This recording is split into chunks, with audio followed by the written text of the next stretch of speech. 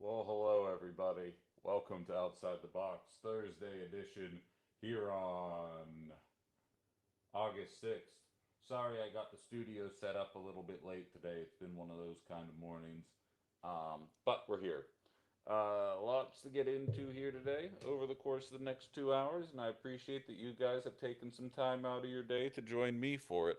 I actually had some really nice messages yesterday from some of you guys saying it's the best 2 hours of your morning, which I genuinely appreciate. I got to get used to talking in this thing again. Well, hello, Jaro. How are you today on this fine Thursday? Hello, Mickey. Hello, Elf. Yes, you are first today. Hello. Slow getting on today. Just saying. Yeah, I know. I know. Um, I'm really counting Monday as the first official reset. I just reached out to a couple friends to see if they want to help play Susie Homemaker for me, my professional. The space for my title sponsor is officially available for me to decorate however I want. So now it is just a matter of actually doing it. And thankfully, I have quite a few women in my life who have a capacity, not to say that women have to do the decorating, but I'm saying in the grand scheme of Ben decorating versus anybody else doing the decorating, anybody else should be doing the decorating. I have an idea of what I want it to look like. I don't know how achievable that idea is going to be, but we will see. So I have some people coming to assist me, maybe this weekend, maybe sometime next week. The goal is to, by the latest, be in there by September 1st. However, it looks as though I'm probably going to be getting in a little earlier than that. Yeah, I feel that. Todd Pingle's a bastard. Ecuador, I feel that. I'm telling you, I have a new troll. He was emailing me at 1 o'clock in the morning. He was emailing me at 5:30 in the morning. This guy is going to bed thinking of me. He is waking up thinking about me, and he is spending his entire day thinking about me. And because I have a sickness, I can't help but mock him every single time he emails me. And like I just have to stop. I have him going sent to my spam email, and I still can't help myself. I'll go and check the spam emails just to be like, that guy, has he learned his lesson yet? And nope, of course not. Of course he hasn't. But yeah, everybody liked my stuff. Hello, people slowly trickling in on TikTok as well. Yeah, being up at 5:30 isn't the questionable thing. I'm up at 5 o'clock every single morning. That's not the point. It's that you're waking up angry is the point. I mean, shit, I got fired basically a month ago, and I'm already kind of like, I'm not over it. Like, let's not be real. Let's be real. I'm not over it, but I'm really not bent out of shape about it at this point.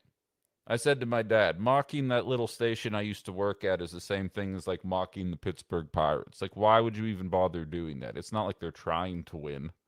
like, like it's the same idea. So you move on. This guy though, this guy's stuck in it, and it seems like a very sad life. But there's not a lot I can do for him. Brian says he thinks about me all the time. Also, just don't know your email. Oh, that's fine. The show email is bencominos at gmail.com if you ever want to send an email. I think I might have given you my personal email, Brian, right before I got fired. Or right after I got fired, because they didn't take away my texting privileges yet. And I went through every single person I could and sent them how to find my show. What's up, Robin? What's up, Fergs? What's up, Penny? What's up, Carla? That was an after dark last night, and Ben still doesn't acknowledge our jokes. What jokes is that?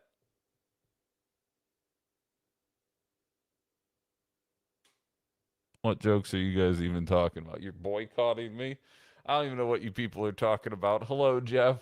Hello, everybody. We got a lot to jump into here today. A little bit that was teased yesterday during Ben After Dark, and plenty of other things that we didn't take the time to get into as well, because I try and make Ben After Dark a little bit more of a light kind of thing. You know what I mean? Like I don't want to get into the heavy things, and I haven't been ignoring it. We're just getting wrapped up in other stories. But this Max Miller story is pretty disgusting. Um, I was thinking about that CKK. You're not wrong. Um, but this whole Max Miller story out of Ohio, and I'm sure a lot of you guys are following along with it, it's kind of heavy. And like we have a lot to get into. A bunch of you guys, I love that so many of you send me your flock stories for me to kind of parse through and jump into. And a couple of you have sent me different ones that all kind of tie in a way that I think really isn't getting a whole lot of attention. And we'll be jumping into that today as well. Um, it's so we're going to be bouncing all over the place here. We've got war in Iran talk. We've got AI dependency talk. If you haven't seen my posts to my socials yet, one guy is saying, "Try and imagine getting through a single day without AI. Do you really want it banned?" And I'm like, "Bruh, I go weeks without it. Like, what are you talking about?" And it really goes to show you how fast that's crept up on us, and more importantly, how oblivious of a world that I am living in. That I don't realize that there's people out there acting like access to AI is the same thing as access to PCP. Like it's crazy. And good morning to everybody joining. Um, but I do want to start on the Max Miller thing and allow me to where is it? There we go. I'm going to post the link here. No guests today, just all of you and little old me. I got to get back in touch with Malia. She and I were doing a Thursday thing, and then she was on vacation 2 weeks ago. I had a shaky internet connection last week, and now here we are 3 weeks later. But I do want to get her back on, so we'll be doing that in the near future. But I didn't have time to reach out to her yesterday. I still, in a lot of ways, um, I'm playing catch up in a lot of ways still, just in terms of content. Like, it's crazy how much, not to say that I was completely disconnected, but I had a lot less access to news articles, information. Realistically, most ways that people get info, it was hard for me to kind of keep up. And so I've been spending the last 24 hours kind of catching up on the stories that I might have not been as aware of. Lorelai says my only defense is AI is medical advances. Oh, again, I'm not saying there aren't uses for it. I haven't really utilized it enough yet, but there's an AI in my video software that allows for me to be able to edit clips of the show while without having another person to have to actually do it. Like that is beneficial. And I could do it without AI, but it would be a whole hell of a lot easier with it. I understand that there are moments where it makes sense. But the idea that people can't fathom a world where AI doesn't exist, I'm just like, bruh, that's like most of human history. That's basically all of human history that you're describing there. Um, which is very strange to me. Jay says it's really nice. You know what? Let's just start with AI. This is a good place. And anyone's allowed to chime in. No wrong answers. It's really nice for budgeting and meal planning. Then I learned how bad AI is and stopped. Well, okay. See, there you go. Will I bring the professors back when you're in the new studio? Violet doesn't seem too keen on that. I actually was offered a new professor out of my home state who focuses on economics. He's married to an old classmate of mine in college, and she said, if you ever want to do this, let me know. And I think I might bring him on just to see what he's about. Who knows? I have no idea what to expect with that information. But like I said, it's just been kind of like playing catch up a lot. Robin says AI is being forced on us. And I saw Justin saying something similar. Hold on. Plus, a lot of AI and apps like that one are run locally, so it's not using resources on the machine. Oh, for sure. For sure. Mitch is still missing, so no news there. And it is August 6th. We were told that we would find out he would be dead on August 4th, so maybe he's still alive? I'll see about it, Mickey. We'll definitely see about it. I really haven't been in much contact with them since the firing, but I'm sure they'd be willing to do it. Brian says someday we can talk economics as the USA is running out of options to keep the government solvent, oil down, treasuries selling, and the stock market chugging along. before October super slide. Now, don't worry about a Great Depression. I have a theory that the 2020s are mirroring the 1920s identically. So we won't have one until 2029, and it will probably be with a Democratic president, and then that will be the excuse for why the Democratic president can't do any of the positive legislation that they inevitably will run off. That's when it's all going to collapse, is sometime in October of 29. And that's what's so funny. Like, just to give you guys some insight into my mind, I have my duplex that if I sell, I would turn quite a pretty profit. And there's part of me just wants to go and put it in a brokerage fund, watch it grow year over year. And then there's part of me that thinks, or you're going to sell it, put it in there, and the stock market's going to collapse by half 4 months after you put it all in there, and you're going to lose a pretty big chunk of the profit that you make there. And then I'm thinking, or you can hang on to the property, and then the housing market's going to collapse, and then the property's not going to sell for much if I hold on to it too long. And like, nobody has the right answer. There's people trying to imply that they have the right answer, but they don't fucking have the right answer. Nobody knows what's going to happen in 3 months, let alone in 3 years.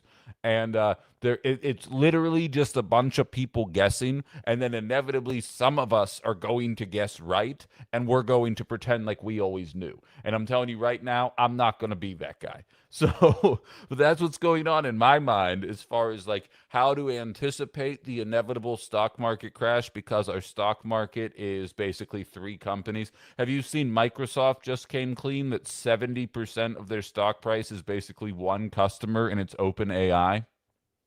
It's nonsensical. By saying diversify, Ben, diversified. I am diversified. I'm diversified. I still have to figure out what I'm going to do. I got 15 years of a 401k just sitting around right now. I haven't even looked into where I'm going to slide that into. I got a lot of things happening, but a lot of those things are tied into a stock market that is perpetually increasing. And let's just say these aren't the kind of topics that I do on this show, but let's just say it's on my mind lately, and I don't know what the right answer is. By the way, for those of you that weren't listening, somebody thought I was MAGA yesterday. He calls my show pretending to be a trans person, saying that he's struggling to deal with all of his trans feelings. And then I was obviously empathetic because you know the kind of person that I am. And I was like, I couldn't begin to fathom what it is that you're going through relative to what the average person goes through. And they were like, "Oh, is this not a MAGA show?" And I was like, "No." And I was wearing my purple rainbow yin yang shirt. And I was like, "No, would a MAGA wear this shirt?" And he goes, "Oh, actually, I'm not trans. I'm a right winger." And he was just trying to get me to pop off. And it's like crazy what people do in their free time on these apps. Like, I couldn't imagine having enough time to go around and do that kind of stuff to complete strangers. Listen, oh, get out of here, bro. What are we doing here? I'm in the middle of a show. It should be on D&D. What's happening right now? Why am I getting phone calls? Even calling a company, I say I want to talk to a real customer. Yeah. Yay, another economic bubble and economic crash. How many is that in my short millennial life? That happened last night, Carla. It might have been after you left because you go to bed so early. I'm not sure. I put it on D&D Alley. Don't get me going right now. But in any event, if you guys didn't see the post that I made, a guy who went relatively viral, over 130,000 people have interacted with the post. So there's a good chance you've probably seen this before I brought your attention to it, if you are in fact online, specifically the Twitter. And he says, all the people who are anti-AI or want to slow AI progress, I have one question. If AI disappeared tomorrow, could you still get through an entire workday without ChatGPT, Claude, or any other AI tool? Imagine AI was suddenly banned. Would you actually be willing to give it up? Yes, very easily. Um, Incredibly easily. It wouldn't even be difficult. Like, and the fact that those kind of people exist has been quite jarring to me. It's been quite the jarring realization because you know it's out there, but the fact that that post is getting as much love as it is an entirely different conversation that sticks out to me. Because, as I often state, we look at things through the lens of how we look at it. Like, advertising, while still effective, is much less effective on a 35-year-old than it is a 15-year-old. And we have to look at AI through the same lens. It's easy for me to be like, yeah, I can go back to not using AI today because I very rarely use it, and most of my life was spent without using it. Mark my words, if my media career ends, my social media career is going along with it. Like, I use it as a means to an end. I absolutely did not need social media from 2010 to 2018. Before I started my media career, didn't touch the stuff. I just went about my business, not messing around with AI. And now you're seeing the way that people use this stuff, and it really sticks out to me in a way that, similar to social media, I sometimes find myself oblivious to, right? Because I shared this with my friend Anna. I said, I would interact with people in my 20s and I'd be like, "Man, that was a really a funny thing to say, or that was a really interesting perspective to have." And I was blissfully ignorant that what they were saying to me was something that a million people have said 50 times over on social media, but I wasn't on social media. So then I would make a joke and people would say, "Oh, did you see the meme?" And I was like, "No, I just made a joke." And I didn't realize that I had overlapped with some kind of pervasive thing in society.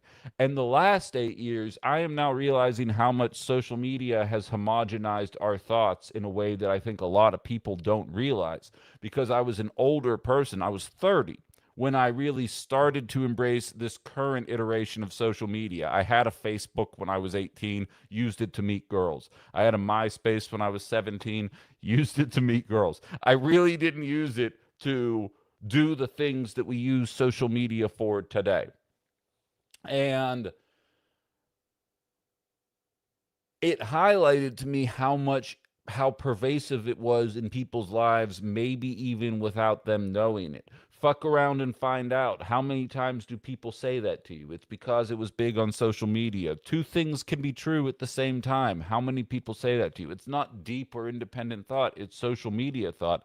And AI is realistically just the next evolution of that kind of thought. And that to me is a nightmare. You're talking to a guy who does not watch other political opinion people because I don't want my opinion to be influenced by anybody else that does the same job that I do, let alone getting my opinion from a machine. It doesn't make any sense to me that people are willing to operate that way. And seeing that a guy like this exists, I made the joke. I read the exact tweet, except for I replaced the word AI with PCP. Sorry, TikTok, you might try to restrict me on that one. But like, just to show you exactly how crazy that person sounds.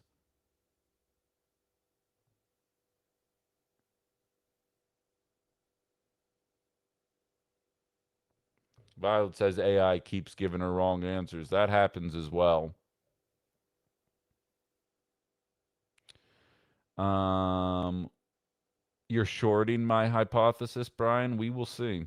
There aren't any major problems with AI, not like any entity could manipulate these models to do what they want, says Ethan.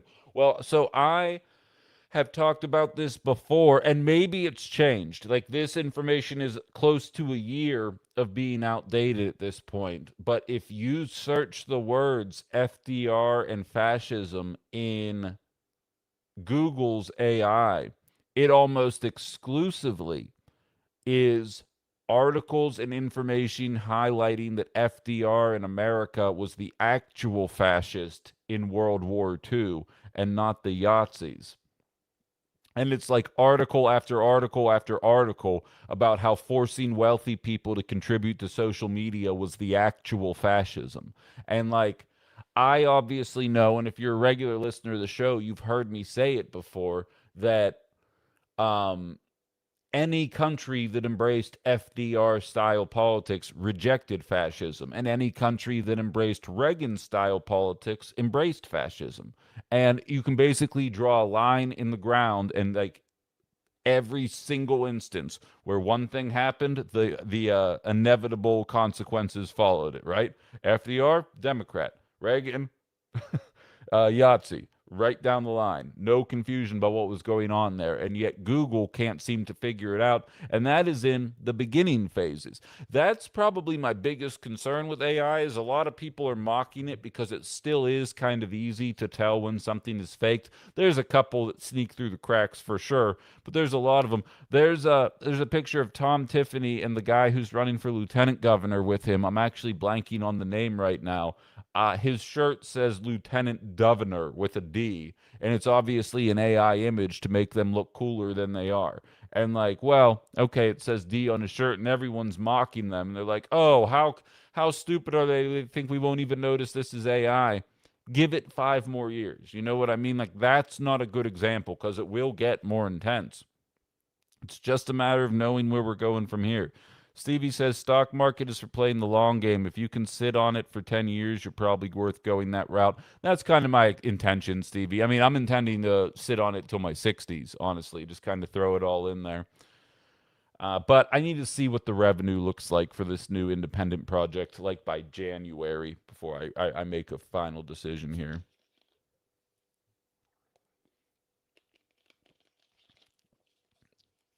Herb saying Brainy Gremlin recommends investing in canned foods and shotguns. Yeah, I've quoted that scene more times than I care to admit in my life, so that hit the right funny bone there, Herb. God, people's brains have gone to complete mush. AI is such a destructive force to our own intelligence. Ben, I have a real question. Should we be concerned about the government trying to put us in districts like the Hunger Games? So I've had a theory about this for a while, actually, Ecuador. And if you're going to ask, I'm willing to get into it. I said this back when I was producing at 5 a.m. in Pittsburgh on the weekends. And there was a guy, Rob Pratt, that I produced for. He'd be like, why do you think XYZ about the billionaires, Ben? I said, if you really want my honest to God answer, I said, because there's no reason for people to want to be trillionaires other than to start their own countries. And I have a feeling we are headed towards a point where people are not going to be beholden to flags. And instead, you're going to pick your favorite billionaire and live in that world. Do you want to live in the Elon Musk world where everybody's wearing shock collars and like is talking about living on Mars? Go ahead and live in Muskville. Do you want to live in you know, some kind of demolition man society, over policed, but crime has been completely eliminated? Go with this billionaire, and it's going to go down the line, and there's going to be a lot of people very excited about that premise, but I genuinely believe that's where it's ultimately headed. I'll be fine. I'd be fine without AI, but I grew up with a rotary phone. Exactly. Like I only just reached the point where more than half of my life have I had a cell phone. You know what I mean? Like and I have a very good memory. I was just talking about this with OG Justin a little bit ago. Um, I uh I had dial up internet way longer than most families growing up. Like, I did not live on the internet. There's actually a very funny tweet that says, I love that millennial men are the first generation of men to reject Republican politics because instead of going on YouTube and watching Charlie Kirk and a bunch of other shit like that, we were running around figuring out unique ways to ball tap one another. And I thought that was the funniest thing because my friends and I didn't do that, but the principle still holds true. Like I said, I wasn't online for 8 years, I just lived life. And I realized how uncommon that is relative to the way so many people are doing things today. Violet saying she had a pager in 7th grade. I never had a pager. Tisha says, before social media, people got popular phrases from TVs, books, the radio, etc. So the commonality will always exist. Yes, but it's just more homogenized now than ever, despite it being more fractured, which is kind of ironic. But yes, you are right. I have always wondered that. Like, how did slang phrases go to all the high schools? Like, why, when I was in 4th grade back in 1998, was everybody in my school so into yo yo's? And then you find out as you meet people around the country that everybody in 1998 was into yo yo's. How the fuck did that happen? You know what I mean? Like there's just like weird shit like that. It's like yo-yos are a toy from the 40s, but there was like a 6 month period where everybody who remember, you guys, anyone my age remember like the Viper? And it would be like, oh, how many brains does your yo-yo have? And everybody knew how to do all the tricks. Like, and it came out of nowhere and it disappeared just as quickly, and it happened across the country. How the fuck does that happen? Carlos saying Big Yo Yo had its moment. We're joking, but I'm serious. How does that happen in a non social media world? Like, those are the kind of things that it does have to make you wonder. And slang kind of operates in the same trajectory. Violet saying marketing. How? They nationwide marketed it that way. That's just crazy to me. And it worked everywhere. That's weird. It's weird. And it's not like Pokemon cards, which were also just as big a couple years later, because like that was like a new thing, you know? It was like a thing that came out of nowhere. And now here we are. I went to go buy Pokemon cards for a friend of mine's kids, and they were completely sold out. And I'm like, all right, I guess this is still a thing. That's kind of nuts.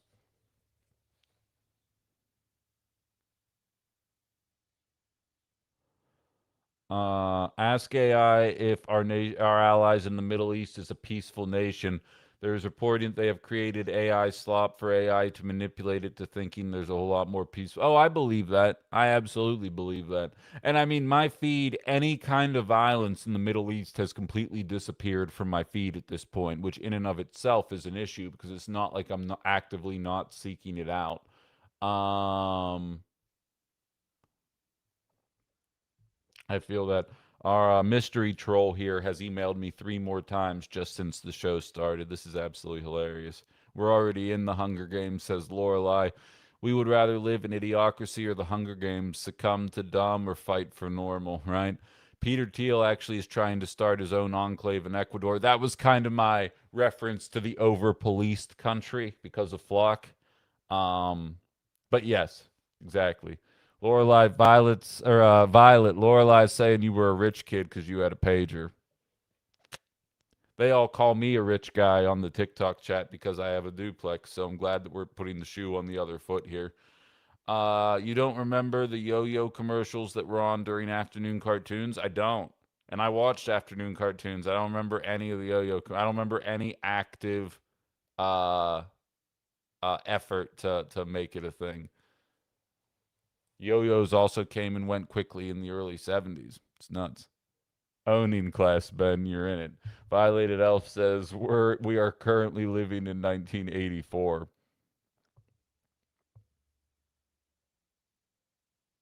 A bunch of yo-yo world records were set in the mid 90s. I buy that. I probably could have set a couple of them if I really put my mind to it. Let's see what they're saying on the Book of Faces before I move on here. Todd Earl needs an Alzheimer's screening, says Penny. I would agree. What's TJ sending me here? This is a long one. This is a very long one. I don't have time. I apologize if you're listening, TJ. I will give this a look when I get off the air. I don't have as much time. I'm on the Patty Vasquez show tonight as well. I need to remember that. I'll be on Driving It Home with Patty Vasquez on WCPT in Chicago from 6 to 6:30 for anybody who wants to pop on and listen. I'm sure there's plenty of ways to listen to that there. Glad I opened this app up right now. Otherwise, I might have been caught off guard by that later on tonight. This is what I get for not keeping a calendar. Uh, Let me see if we have any comments here, and then we'll kind of keep the show rolling along here.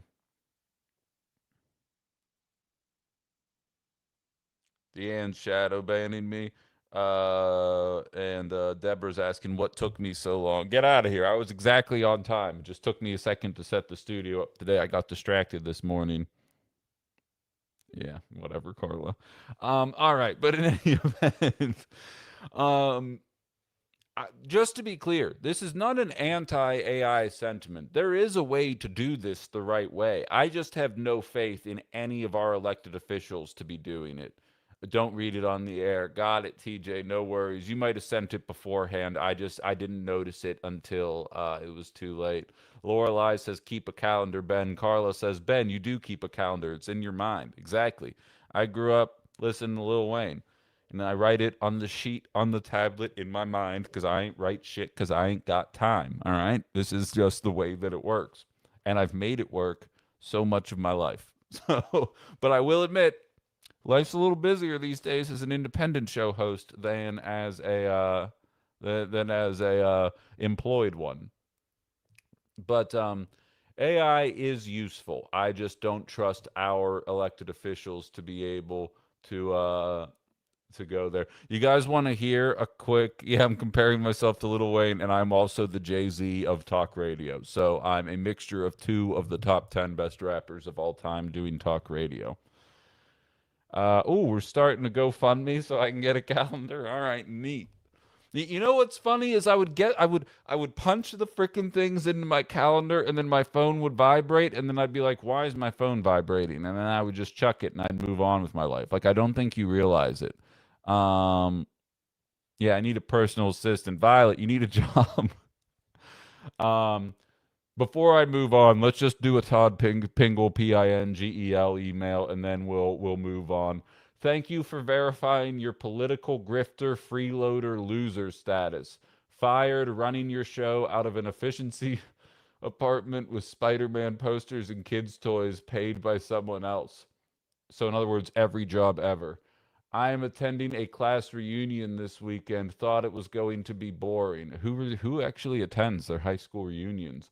You admit you admitted wait, you have demonstrated that you have no respect for women. I was thinking that I do that quite a bit.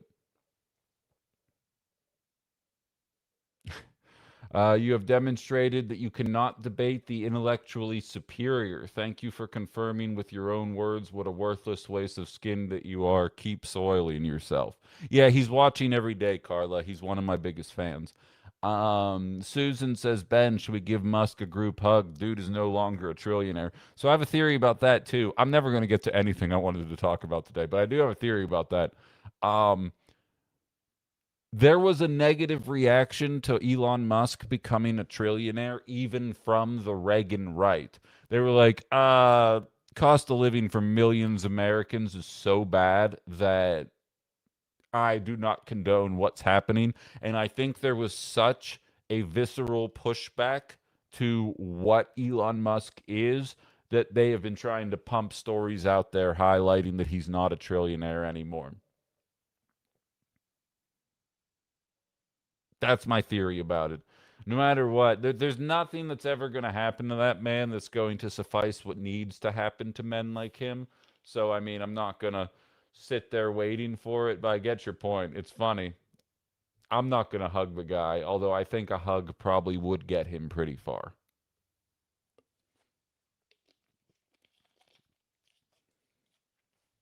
That's a funny suggestion, Carla, but I don't want to give him any more publicity than he needs.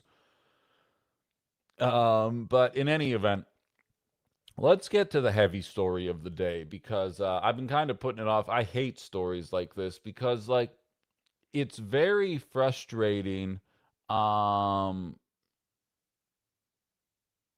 having to deal with this. And I made this statement during the Graham Plattner scandal, specifically the sexual one in nature. And I said, MAGA can shut the hell up. Nobody cares what MAGA thinks about Graham Plattner. And I said, and realistically, liberals can shut the hell up because we watched how you all swooned over Andrew Cuomo when it meant taking down Zohran Mamdani despite 12 counts of sexual harassment. So when Graham Plattner had the accusation, I called for him to step down, but said that it would be on progressives to hold him to account and to ask him to step down because we don't give a shit what anybody else thinks because we know that you guys would make excuses for it were you in the same boat. And it didn't take very long, barely even a month, maybe a month. I don't even think it was. The Graham Plattner thing happened after I was fired. So I don't even know that it's been a full month yet. And Republicans are showing their whole ass surrounding this Max Miller situation. And if you haven't seen it, it's very disgusting information surrounding a man abusing his wife, abusing his child, allegedly. It's alleged that he stole her little toy blue rabbit that she uses to sleep, and she was there crying every night because she couldn't sleep because she didn't have the rabbit, and did all these awful things. 3 women have come out of the woodwork. There was a Jake Tapper interview where he just looked like an ass for 20 minutes, and like I grew up in a house where, nobody can help how they look, and I try not to mock people for how they look, because Lord knows I am ripe for the picking if I start opening fire on how people look on this program. Um, but that guy looks like somebody doesn't know how to treat a woman the right way. You just listen to him talk, you look at the way that he carries himself, you look at just the kind of person that he is. And I'm just like, oh, wow, I really don't trust anything this guy has to say at all. And that's fucked up. I shouldn't think that way. I can acknowledge that. But I also am fairly certain we all know what we're looking at.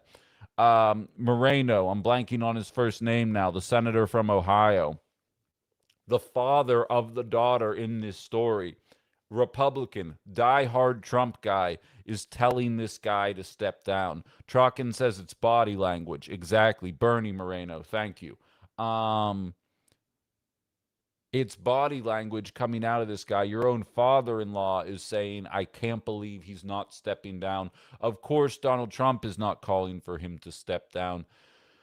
And this is one of those stories that, like, it enrages me, but, like, not in the way that you think. Because there's the obvious way that it enrages you, right? In that it reminds you, as somebody who understands what women have to go through in society, it reminds you that there really aren't a lot of places for women to turn in politics. And then you see that the Republican talking point at this point is like, let the voters decide. And then you see an interview with a diehard MAGA woman who said the lesser of two evils is still voting for the woman abuser. And you get so angry and your blood boils because there's the id, right? To get into some psychology shit, you got the id, the superego, and the ego, and your id is like all of your basest desires. I used to say that in my 20s that I was the personification of the id. I just did what I wanted when I wanted all the time, had fun for like 10 years. That's why I joke that when I turned 29, I had a midlife crisis, because I'm pretty sure that was probably halfway for me. And I've kind of grown out of that since then. But there is some base level of your id that is just like, I should just let fucking Plattner run, and he still would have mopped the floor with Susan Collins. But then there's the part of you that knows that thinking that way, trying to be the party that actually stands for equality, stands for equity, stands for fairness, can't allow somebody with those kind of accusations to be able to run for office. And then you sit there watching them make excuses for this guy, and I'm hopeful that the right thing is going to happen, right?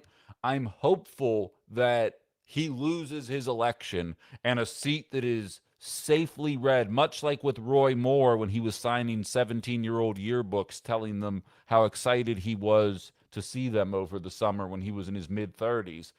Alabama elected a Democrat. It was within the margin of error, but statewide they elected a Democrat because the Republican senator was showing classic signs of pedophilia. I hope that's what ends up happening, but I have a sinking feeling because Roy Moore happened in 2018 and we're in a different society in 2026. And I have a feeling that this Jagoff might end up actually surviving this. And he's going to stay there. And it's just like, you watch the conservatives defend him. You watch liberals say, there aren't any good candidates in the New York primary, but we're going to have to hold our nose and vote for Cuomo. I'm sorry. What's the example of the bad thing that Mamdani has done relative to what Cuomo did? You guys are just making shit up at this point.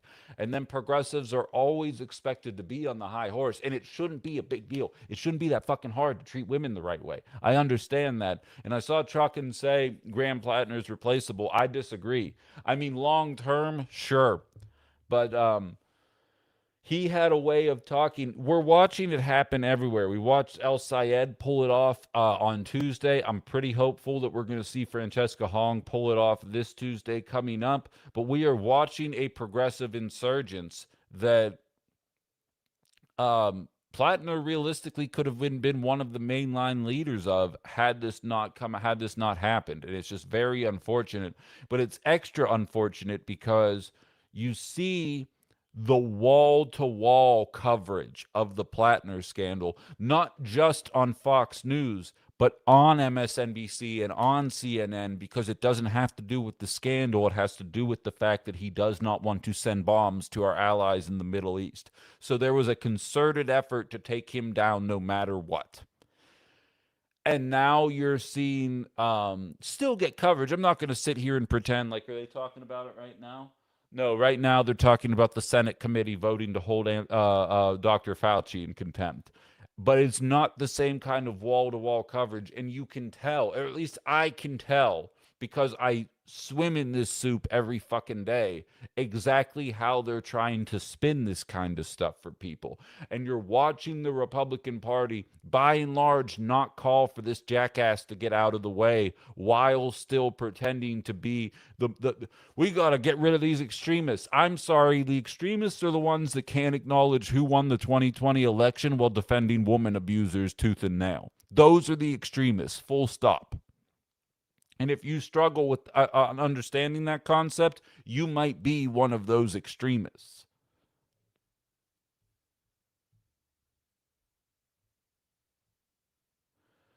The guy's words are classic abuser language. It's almost textbook, says Jim. KG out in Houston says Trump didn't step down after Access Hollywood. Of course, Miller is digging in. Here's the thing, though, KG. The Access Hollywood tape was a disgusting way to talk, and like this is going to be a shitty thing to say. And like, granted, when Trump said it, he was way too old to be talking that way. But like, young dude, like in the 2000s, there was just a different attitude out there. You know what I mean? And like you hear the way that they were talking, and it's like, well, and again, you're talking to a guy coming from gamer lobbies. You know what I mean? I deal with trolls, and the way I deal with trolls is hammering them with the exact same language that they use against me. It's I'm not surprised. The whole Access Hollywood tape is not the same thing. You should be comparing it to E. Jean Carroll. The fact that Trump won a presidential election after the E. Jean Carroll case, that's the moment that everybody should have been like, what the fuck?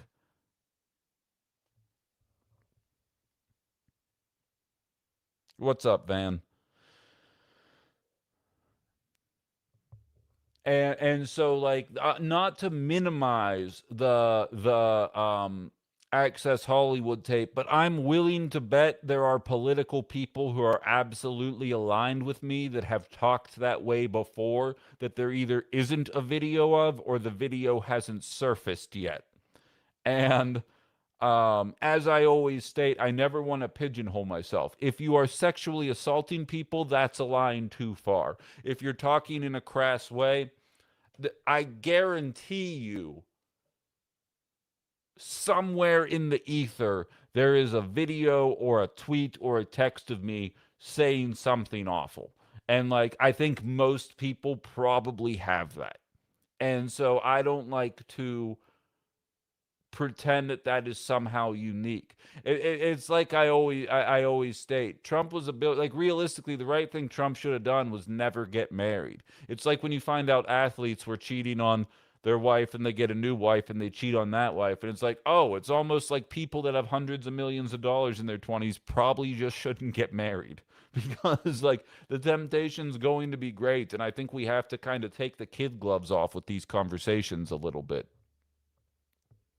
I'm not, I kind of am saying boys will be boys. It shouldn't count for Trump because he did it in like his 50s. If you're still talking that way in your 50s, you might just be a freaking loser.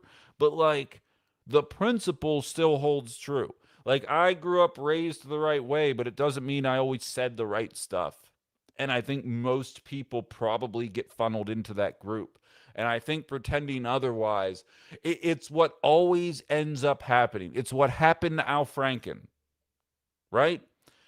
You have the Me Too movement. The Me Too movement was based in solid, reasonable reaction to women's treatment across multiple industries. For crying out loud, my mom worked in law enforcement in the 80s.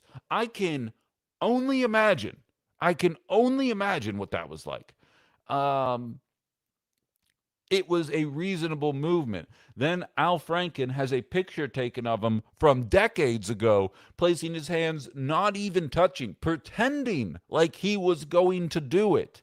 And because there was such an outcry about everything else, then Republicans run that up the flagpole. And if you don't talk about it, they call you a hypocrite. And now we are down one senator that actually was doing good stuff. And realistically, that was not a fireable offense. And I don't know if that's an offensive thing to say, but it's what I think. That was not a fireable offense. And so now we're seeing it on an extreme level where this guy, as CKK is saying, just to clarify, the woman's father calls for the representative to step down, not for him to be arrested. Also, what tier of grab him by the you know what father lets this continue to be done to his daughter? Exactly. Exactly. And I said the same thing during Me Too. We're finding out about all these different creeps in positions of power across just about every single industry. And the only punishment any of them faced other than Harvey Weinstein was they lost their job. Fuck, I lost my job for being anti data center, probably. I don't know. But nevertheless, like, you should not be getting the same punishment that I got, you fucking weirdos. Um, Jeff saying, watch Texas, see who they elect. Morality only applies to the left. Absolutely. Absolutely.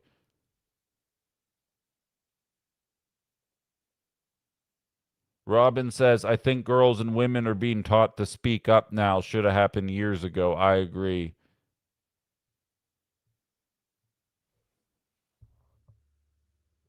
But it's also hard to speak up about. I can only imagine. Um,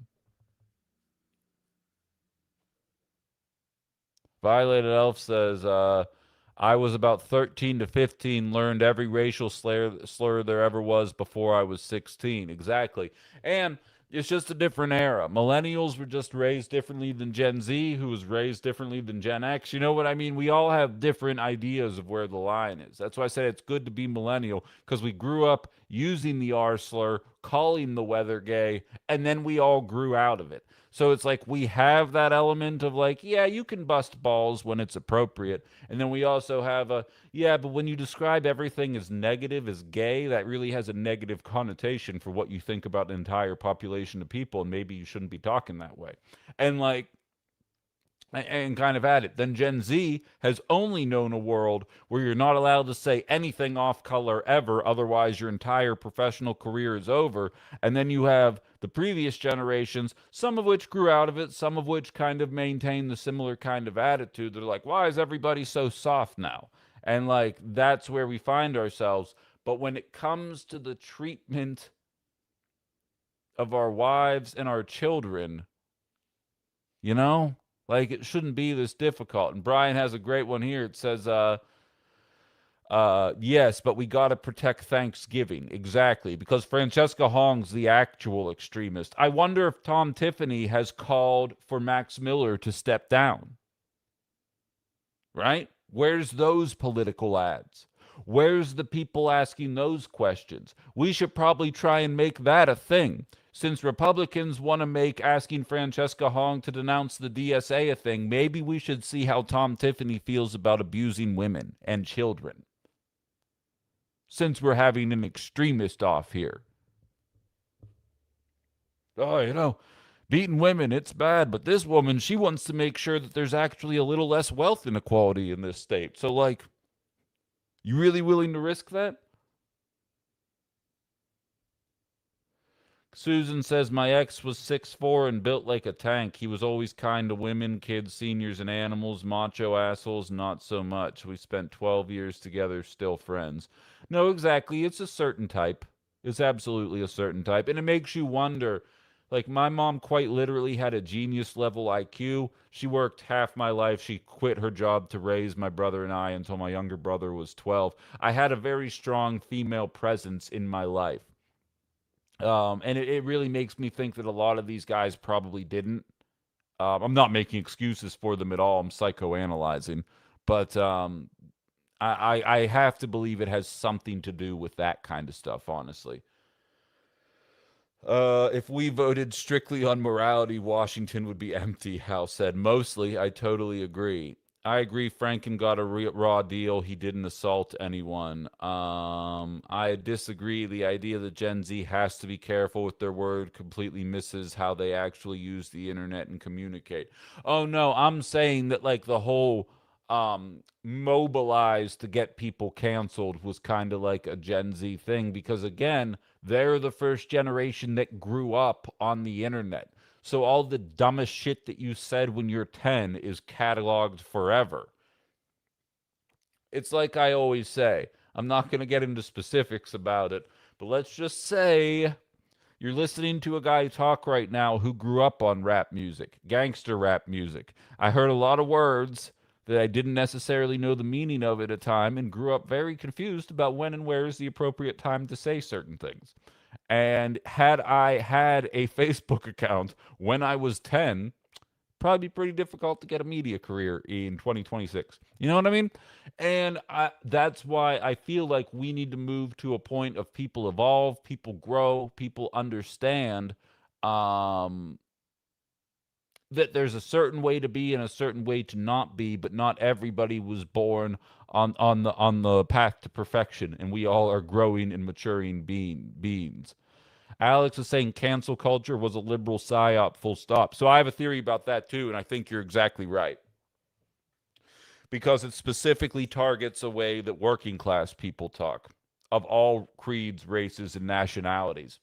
And they can use this cancel culture bullshit to kneecap a lot of very popular candidates with popular legislation that are difficult to beat.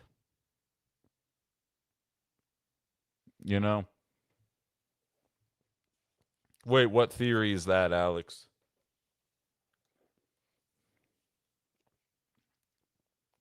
Checking my Facebook messages here really quick. Um, isn't it nice to only have a staff meeting with yourself, no drama? Yes, it is. Yes, it is. I was just talking about that with my dad 2 days ago. The one where you said I'm right. Yeah, there we go. Um, yeah, no, I agree, Alex. I'm working longer days now than I was at the station, but I have more energy. And it's very surreal to me, and I think it's because I don't have any pointless meetings or pointless interactions kind of like sucking the energy out of my day. But Kathy, you're exactly right. Nothing better than a big physical calendar with a huge square to write everything on. Joey says, "Good morning, Joey. I need to get you on the show." Fuck, I apologize, dude. Um, I would have liked to have met your mom. She raised a wonderful son. Well, that's very nice of you, Deborah. I appreciate that. She was a wonderful person. I wish I could have known her as an adult, honestly. It's kind of weird. She like worked on one of the Kennedy campaigns. She was very politically engaged at a time when I didn't give a shit. And I would love to talk to her as an adult about this kind of stuff. I feel like she would hate this show. I have a very strong theory that she'd be blue MAGA as fuck. I feel like she loved Nancy Pelosi. You know what I mean?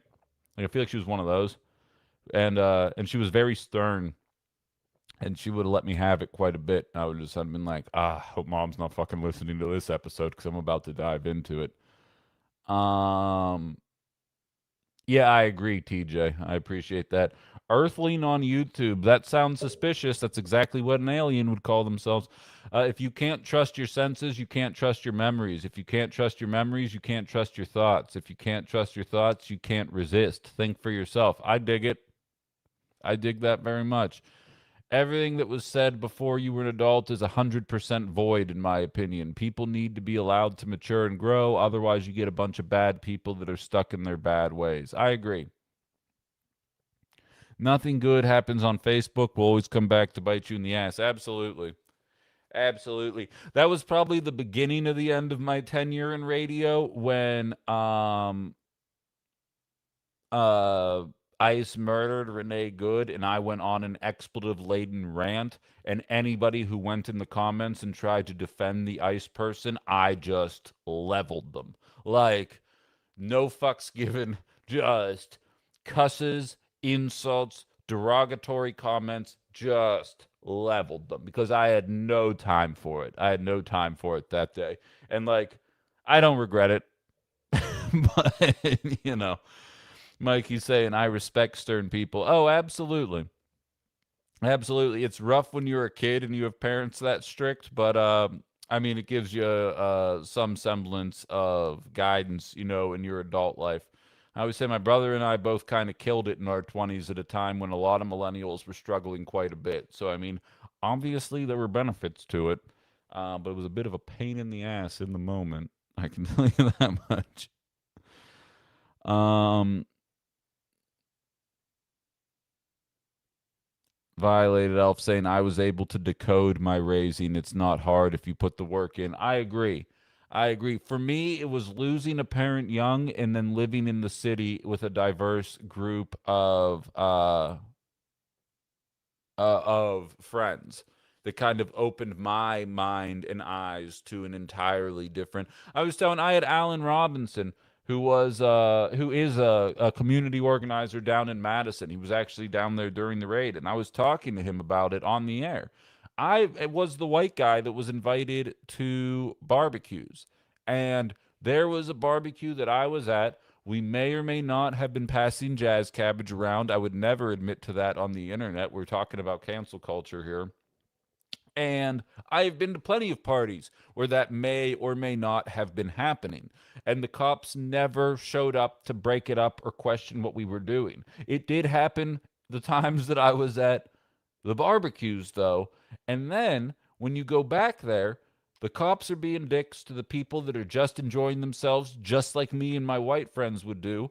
And then the people who were partaking, who probably should be playing it cool, are all calling the cop a pig, being aggressive, because it's probably the 500th time they've had to deal with that bullshit without bothering anybody. And I'm sitting there and I'm like, well, technically laws are being broken, but it's not like any laws that I haven't seen broken at plenty of other places that it doesn't seem like the cops gave a singular shit about.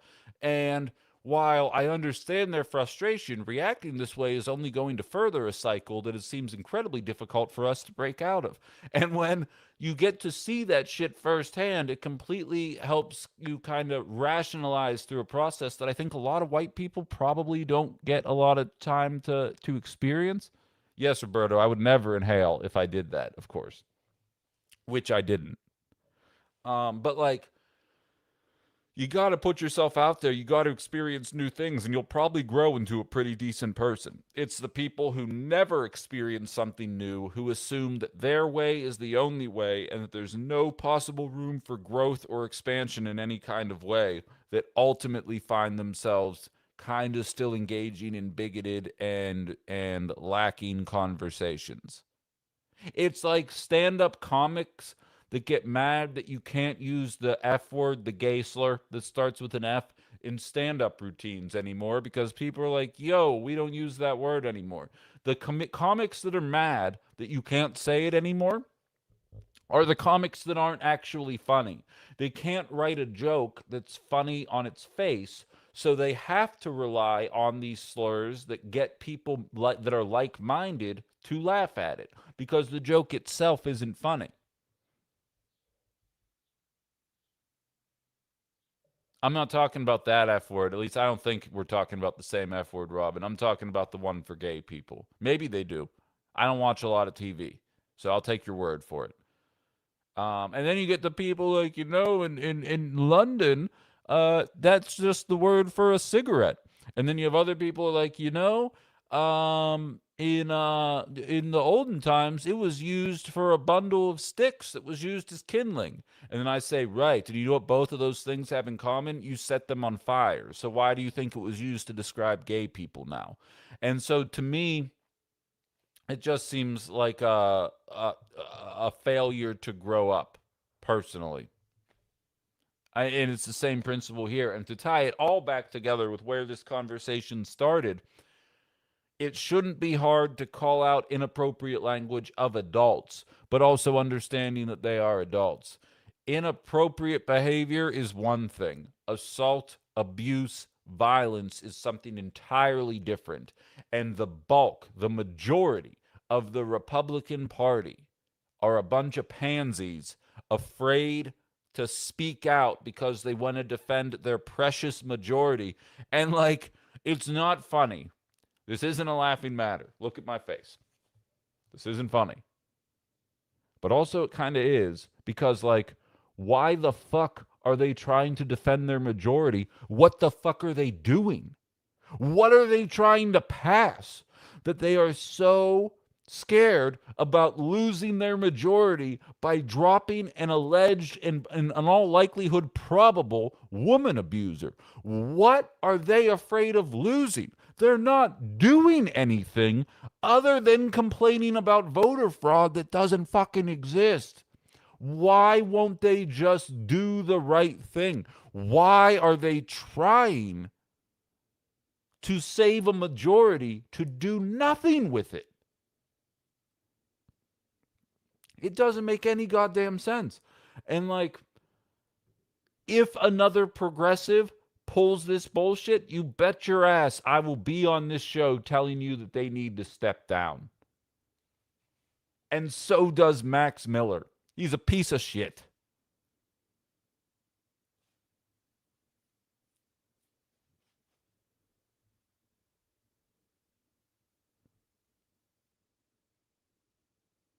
Larry says, for all the listeners that are religious, imagine if we took our opinion to heaven. We'd be fucked.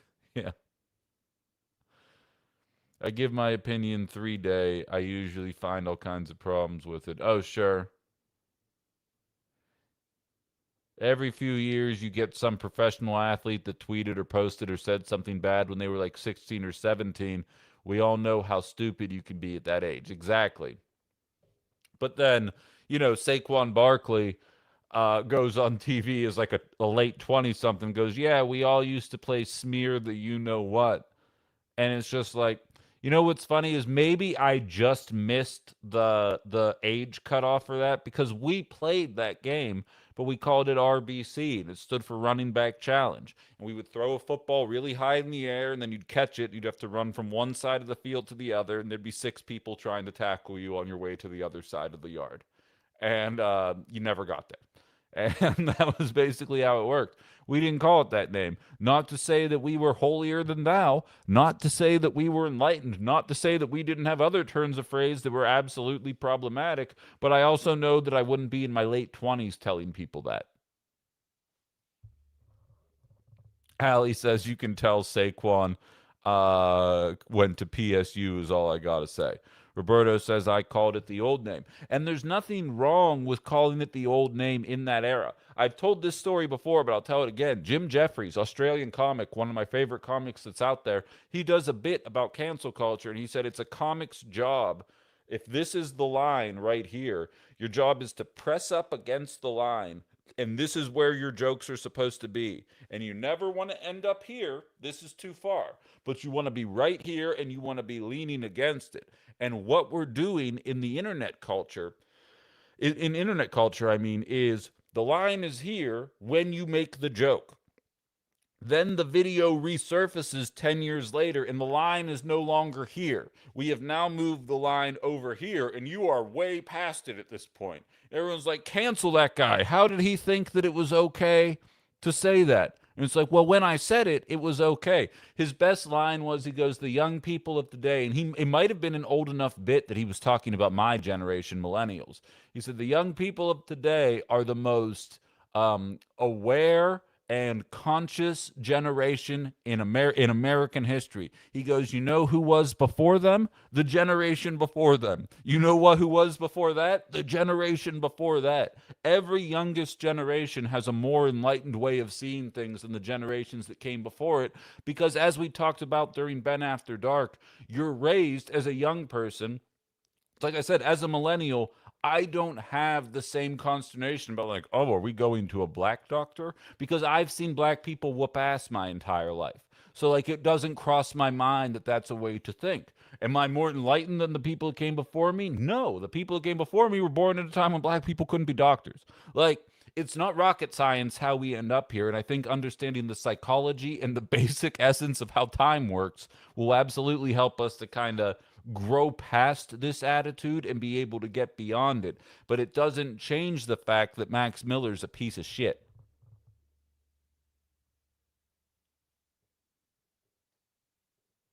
D says, exactly. We played that game growing up, but I would never teach my kid to play that game. I'd teach my kid to play that game, and I'd say it's called Running Back Challenge. That's what I would do. And then they'd get CTE. But like, keep in mind, Eddie Murphy is viewed as one of the greatest comics of all time. Go watch Raw. It is nothing but homophobia. Does that mean that Eddie Murphy is not a comedic genius? No. It means that in the 80s, we had a very different attitude and understanding for what appropriate shit to say was relative to 2026. And that doesn't take away from what Eddie Murphy was in the mid 80s, what Don Rickles was, what all of these people were. It was funny at the time, and it's just a matter of understanding. My go to example always is you could not make the 1978 Halloween movie today and have it be a success. Like, I understand you could remake it, you could update it. I'm saying literally make Halloween from 1978 today and see how people react to that. A guy in a Captain Kirk mask, spray painted white, killing bodies in a way that isn't even happening on screen. It would be viewed as boring, rote, repetitive, redundant, all of these things because we continue evolving. Yet somehow, whether it's how we talk about women, the jokes that we make, cancel culture in general, we act as if everything else should be funny forever. People are like, oh, you couldn't make Animal House today. You couldn't make Blazing Saddles today. Right. Because it was already made and it's already been done. And like, this shit evolves. Like, it's not very complex. Herb says my buddy grew up in Racine. He called it Get the Guy. There we go. Brian says, I had to stop my bike ride for that irony. Why protect your majority if you're not going to do anything with it? That is one of your best. Thank you very much. Stevie says, all the years playing it, we never even realized it was a slur until we got older. Exactly. By the way, I see Anna just sent me a thing. There's a movement against flock cameras right now, and it's Waka Flocka, which kind of ironic. I feel like there's a merchandising opportunity there. Now that I have internet again, I got to get that merch tea rolling. Jay, you here? What are we doing? Where we got that going here? Kay says, I lost all respect for comedians who complain about cancel culture in the U.S., but were paid a ton of money to perform in Saudi Arabia because we all know certain topics were off limits there. Absolutely. Dr. Dre was revolutionary that broke down the wall for black men to become doctors. I'll see myself out. Thank you very much for that. Yeah, the Waka Flocka video is very funny. It's called Drip, Ben U Zoomer. What did I say?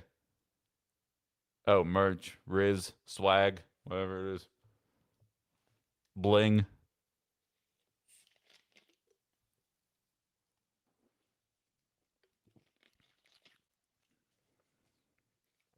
Okay.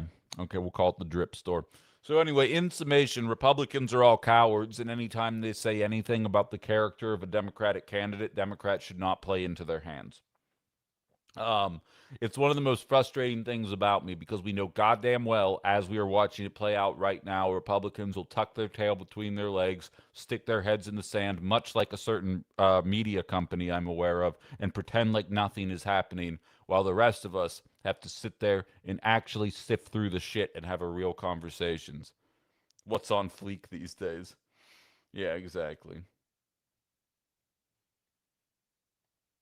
Just checking the book real quick. How about the TV show All in the Family? Well, that even says, Kathy, that in and of itself brings up a whole other slew of issues, Kathy, because All in the Family was satire. I'm drinking a pop, Hal, not a cola. I'm drinking a pop, but yes. I need to, once we'll get there. Just everybody stop. All in the Family, you watch, I'm blanking on Archie Bunker's real name.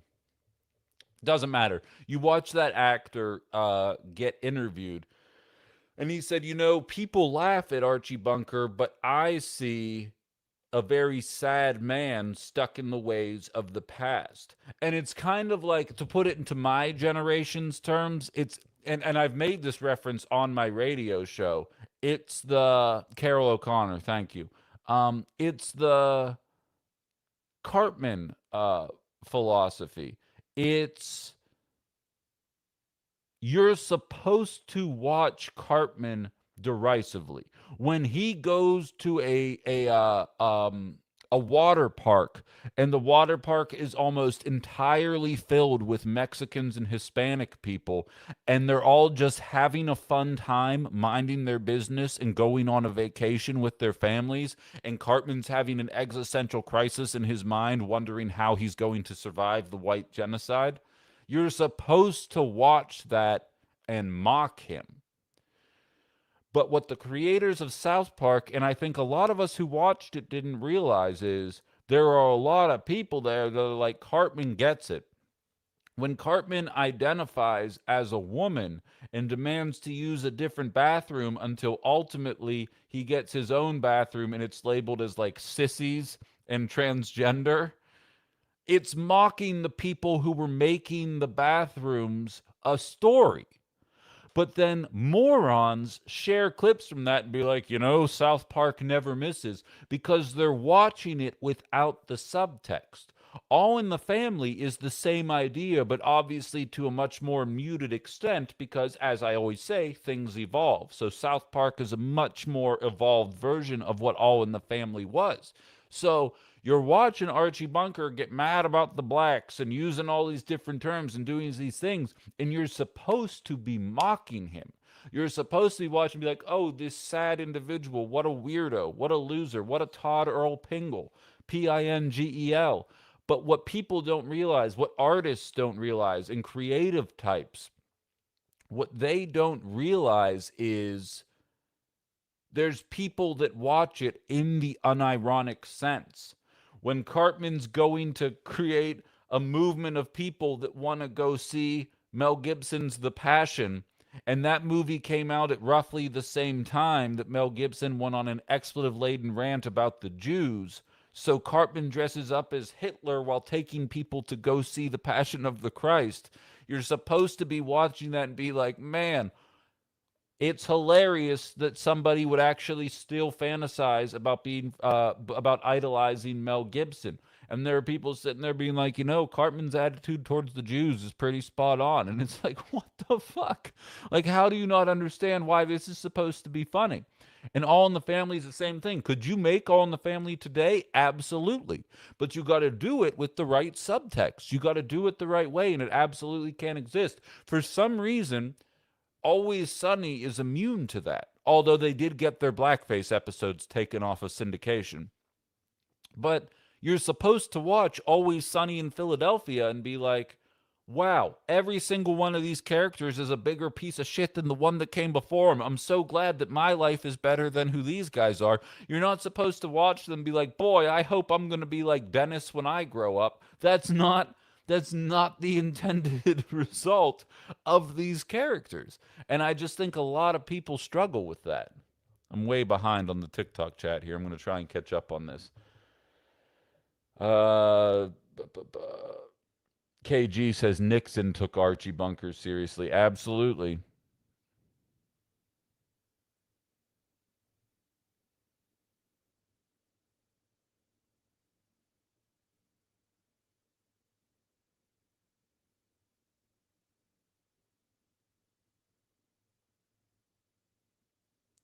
Family Guy is the same way, says Ali. Absolutely. Let's see how many whataboutism the hosts use. Have I been using whataboutisms? Have I used any today? You guys let me know. Schwollen Pekka. Seems like you mean business here today. Thank you for being here. First, you have to make the poor pay their fair share. Oh, buddy, Elon's not going to hug you. Um, Thank you for joining, Aaron. You're rewatching Sunny. Yeah, I've watched that show a couple of times through. I love that show. I'll just have it the way people treat The Office. That's what I do with Always Sunny. Like I have it on all the time. I think it's brilliant. Archie was actually a conservative hero. Yes, but he's mocking them though, is the thing. Like that's the irony of it is that he is a symbol for what they should strive not to be. Like, I do want to get to the flock camera story today, but I am going on a tangent here, and I'm here for it. For those of you that don't know, the Joaquin Phoenix was the Joker in two movies, Joker and then Joker Folie à Deux, and the first Joker. To be frank, I think they're both very overrated. I mean, in terms of being a Joker movie, no. I mean, I guess they were fine as a movie, but in terms of being like the fucking Joker, nah, get out of here. But a lot of weirdos loved the first Joker because they were like, he like me for real. And you're not supposed to aspire to be able to relate to the Joker. You're supposed to see a sad individual struggling with mental health issues that needs to get the help that is desired. And a bunch of, I'd argue, people watching Charlie Kirk and Nick Fuentes people went there and saw him laughing in the face of black psychiatrists, spitting in the face of society, doing a lot of edgelord shit that doesn't really matter. And they're like, yeah, he's the hero of this movie, and he shows me that I don't have to change or evolve at all. And that wasn't the message of the movie at all. So Folie à Deux comes out, and I'll admit, the movie absolutely sucked. And like, as I've told my TikTok people, it's an R-rated Joker movie that's a musical. I was in drama club. It's a musical, and Lady Gaga is playing Harley Quinn.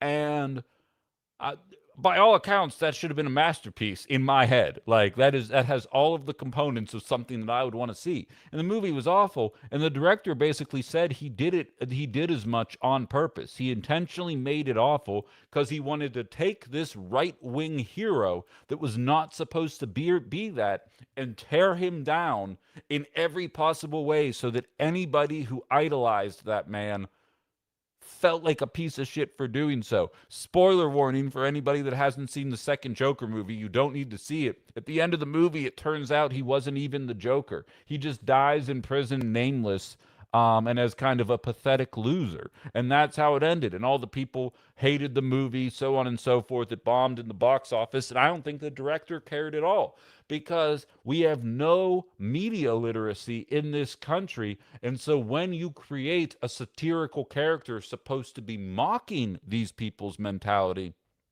a lot of times it turns out that they end up idolizing it. And I think that probably needs to be acknowledged in a lot of this discourse.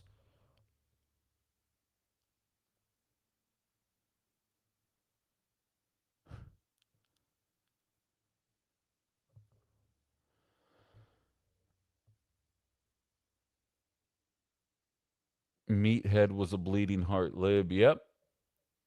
Damn you for the interruptions. Archie Bunker was the example of the group mentality when Archie was faced person to person with what he was so against. He found the tenderness that he had. Exactly. Exactly.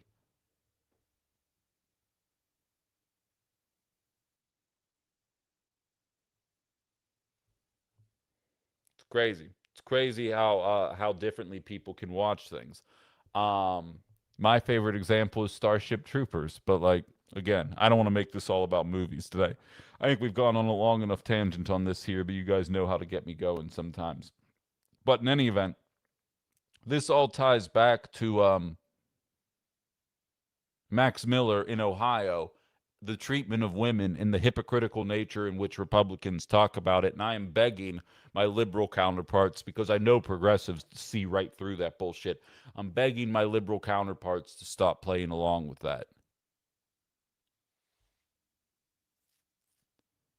because it's going to keep happening. Next, Ben is going to tell us that the Dukes of Hazzard weren't just fun-loving Southern bootleggers. I'll be honest, I don't know a lot about the Dukes of Hazzard. I'll be frank about that one. I don't know a lot. Um, Not to say that it's good or bad. I just don't know a lot about it. But that's just me. When I was a teenager, I thought Colbert was actually a Republican. You know what I mean? Like you got to grow into understanding this shit.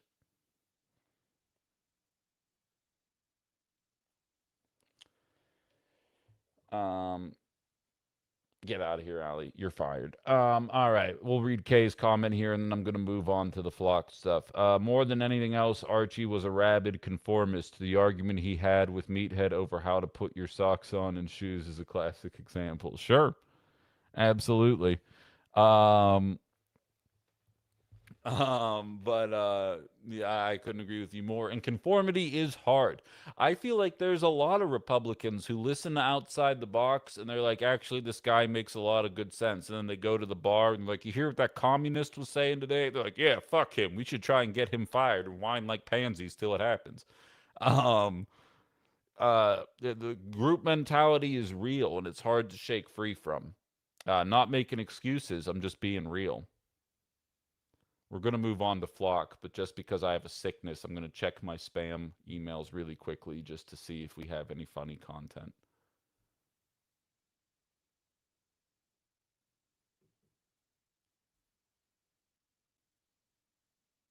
He did.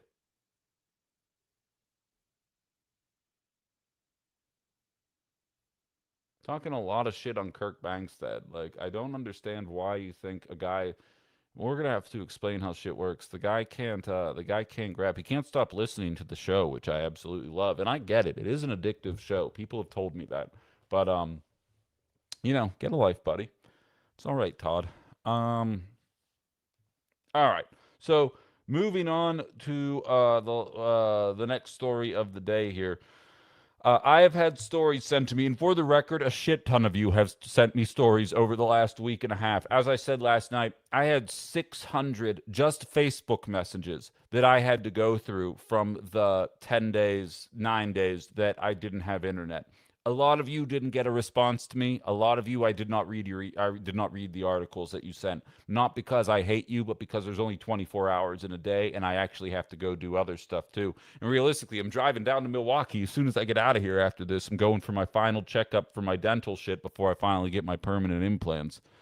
Um, TR on TikTok says I literally can't even explain why I tune in 3 times a week, but here I am. I appreciate it, TR. I love that you're here too. I'm glad you found the show, and I enjoy our interactions when we cross paths. We still need to meet up for coffee, by the way. I haven't forgotten. It's just been a shit show, basically.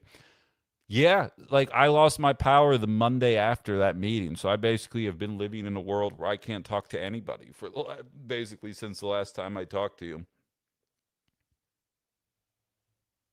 But in any event, so I got two different articles surrounding this here, and I want to address both of them and then look at them from the grander scheme. So let's look at this first from a Wisconsin perspective.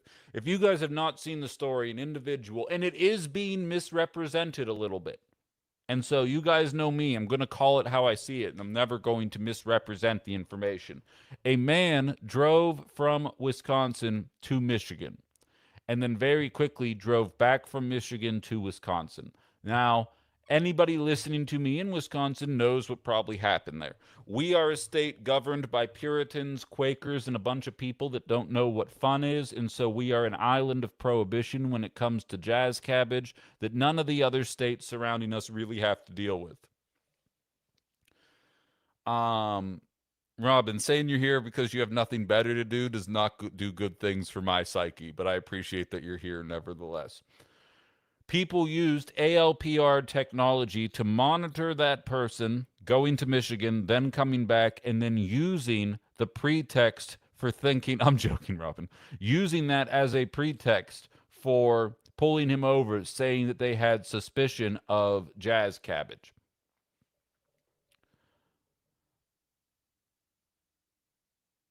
Kristen says this Flock story is alarming, but he makes multiple trips and was purchasing for distribution. That's kind of what I was building to. And not only was that the case, Kristen, but also he had warrants out for his arrest. So I see the slippery slope that we are on with this. And this is not me being like, well, here's an example of a success story. Not at all. Not at all. I'd rather that person get away scot free. I'm not caring. I'm not don't care. Don't care one bit. Let the guy get away with it. Um, Kristen saying, so the highways are open, people. Is it legal in the state? No, it isn't. It's not even medically legal. Because we're run by Quakers and Puritans. So vote in November. So, you see this story, and of course you got all the chuds coming out online. They're like, oh, so a criminal was caught doing crimes? Seems like the system worked then. Because they're so stupid they can't see the forest through the trees, and as a result, inevitably it will be weaponized against them, and no one will give a we'll give a shit collectively, because I think most of us are anti-Flock in this conversation, but collectively enough of his Republican brethren will be like, shouldn't have committed crimes, dog. I don't know what you want us to say. um Kristen says, I'll test it out this weekend. Please do. Let us know what happens. Alex says, everyone should be focusing solely on how this is an argument of abstinence and prohibition not working. I would agree. I would agree wholeheartedly. Not to mention, like, we have the drinks, we have the Delta 8, the Delta 10, THCA, THCO. We got all this stuff here, and it's all legal. And, like, it's just to satiate the Tavern League, but that's another conversation entirely, not the point of what I wanted to get into here. But you're exactly right. Um, and this is being heralded by the worst people in politics as a success, and all the best people as an obvious infringement on Fourth Amendment rights, and a concern that we were told that this wouldn't be what it would lend itself to. Then you find out, and we can get into the THC conversation, Chris, but not. I just don't want to get too far off base here today. But there's talks about certain THC products being banned, and that would impact Wisconsin, because then I actually would be driving to Michigan to do what I need to do, because I've been using the makeshift stuff just to get by, because I don't want to make the drive. You know what I mean? So there's a chance that it happens, but that's a little bit stickier, and I don't want to shoot from the hip on this one here. Use your phone to call Ben, says Jeff. They're voting on it possibly in November. Exactly. Um, but so Donald Trump, we're no longer in hypothetical situation anymore. This is as of the International Business Times, sent to me by OG Justin. Trump pre-crime AI plan would mine ordinary citizen data to flag threats before any crime is committed. Now, if you're a regular listener on this show, you have heard me say that in our allies in the Middle East, they used these cameras to monitor the citizens of Palestine, to determine whether or not they will be Hamas before any Hamas things happen. And even if there were no intentions, you find yourself in jail, no access to a lawyer, no family visits. We'll never understand why October 7th happened. It's a mystery to me. Um, but that is just the beginning. According to the International Business Times, the FBI is seeking an artificial intelligence system that could flag Americans as threats before they break any law, according to a federal procurement request that ties the tool to President Trump's expanded hunt for domestic threats. The request was posted quietly in March by the procurement arm of the Bureau's Threat Screening Center. The office that runs the U.S. terrorist watch list. The full document was obtained and first reported by Reason, which found the Bureau asking vendors for predictive capabilities based on the government's own data. A watch list that now targets dissent. At the start of Trump's second term, more than 10,000 of those names, fewer than 10,000 of those names were Americans. That may change. The administration has reoriented the center toward broadly defined threats, and its own procurement document points to this reason. Now, when you see that we are arresting Olympic athletes for picking up trash that's in a pool and then immediately putting it back in the pool, and he loses a month of his life to jail because our dad president is such a fucking infant that he can't understand that he's hiring morons to do jobs and he's a failure of a fucking president. And so you see this kind of stuff happening. Sorry for the cusses, people that get offended by my cusses, but sometimes the stupidity kind of pushes me to a limit that's hard for me to stomach. Um, when you see the way that this is working, and you see that the cameras were used to do this, it is not that far cry for you to understand that this is not going to go away anytime soon if this were the case. We have people getting 45 years, 30 to 45 years in jail for passing out pamphlets at ICE facilities because they're Antifa. And nobody really has anything to say about it in any kind of meaningful way. Did you guys hear? Democrats passed up Republicans in polling on how strong they are on the economy. TR says, I try my best not to get you shadow banned, but their stupidity pushes me too. Exactly. It's just a level of stupidity. In TR, the real kicker for me is if a Democrat did this, MAGA would be losing their fucking minds. And that's the infuriating part, is that Republicans are going to build the infrastructure and then Democrats aren't going to dismantle it. And that's when MAGA's going to wake up, and I am not going to be friendly. And that's where the frustration stems from. Before getting canceled because I was too good at my job, I was getting through to Republicans. I say it all the time. You guys have probably heard me say it 1,000 times, unless you're new here, in which case make sure you click the subscribe button. But you've probably heard me say it a million times. I did my radio show for almost 4 full years, and Republicans would say, I like that outside the box guy. He's really a moderate. He's a good centrist. I was espousing leftist ideas. I was espousing socialist ideas. I was being the me that I always am, but I was expressing it in a common sense way that made sense to people. And because I was doing that, I was a threat to the system that be, whether it be data centers, whether it be flock cameras. I was the one with the balls to call out Mayor Borchardt of Neenah, Police Chief Olson of Neenah, and say, I invited you guys to come on my show. You didn't even answer my emails. When you guys coming on to defend what you're doing? 2 weeks later, all of a sudden, now we're doing it on the internet here. Kind of funny how that works out, isn't it? But you see this kind of stuff happening. And then on top of that, my friend Anna sent me an article highlighting, let me pull it up here really quickly. 404 Media is discussing, has an article out there right now, Own the Narrative. Leaked Flock Guide shows how it teaches cops to promote the tech. You guys know I've been going to these Flock meetings.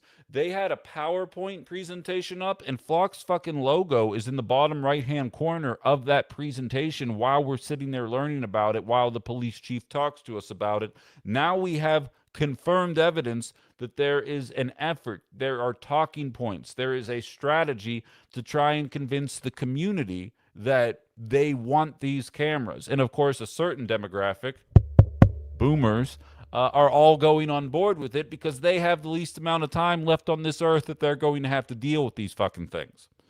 So the article goes on. 404 Media has obtained a coaching guide that Flock Surveillance gives to police about how to speak to city councils about public safety technology. The handbook highlights how Flock and police team up to convince cities to buy and keep its automated license plate reader technology, even when there is widespread public opposition to it. It encourages police to own the narrative before someone else does by championing the technology before citizens can oppose it during public comment periods. The most recent Flock meeting that I was at in Appleton, which was, I think, 3 Wednesdays ago at this point, there were 2 guys in suits that straight up looked like the villains in an 80s movie. And they were the ones that they were standing there. They were with Flock. You could tell just based on their look what they were. And they ended up walking out of the meeting before the meeting was even over because they knew that they were bested. Because much to their chagrin, people were showing up to this thing. And not only were they showing up to it, it was organized, not in a George Soros paid us to be that way and give us talking points standpoint, but in a everybody was informed on where to go, and we all have our own frustrations with it. It's like what I say about data centers. Some people are frustrated about the water usage. Some people are frustrated about the carbon emission. Some people are frustrated about the noise emission. I myself am frustrated from a privacy and surveillance perspective. Other people are frustrated from a tax benefit perspective. There's a number of reasons why you can be frustrated with it, and none of those reasons are any more or less valid than any of the other ones, and flock cameras are the exact same way.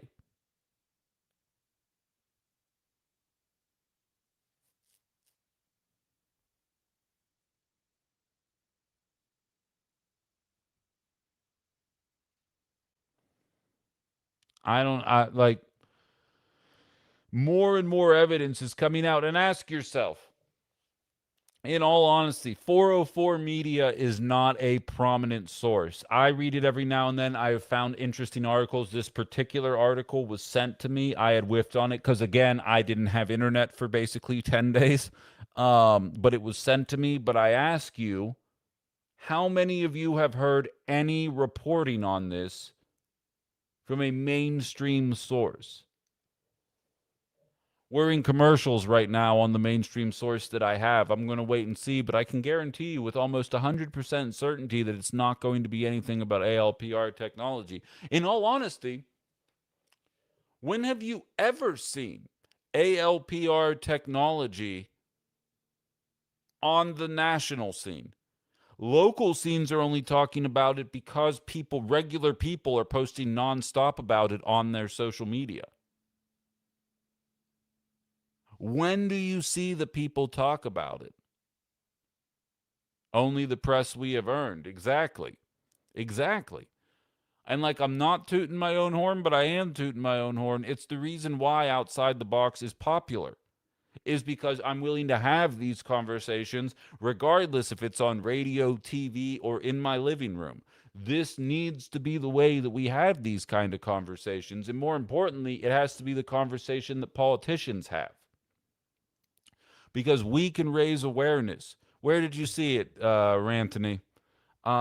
We need to have these conversations with them and let them know we're not willing to accept it. One prominent Democrat, whose name will stay out of my mouth, came out in favor of them once, and then there was pushback to that.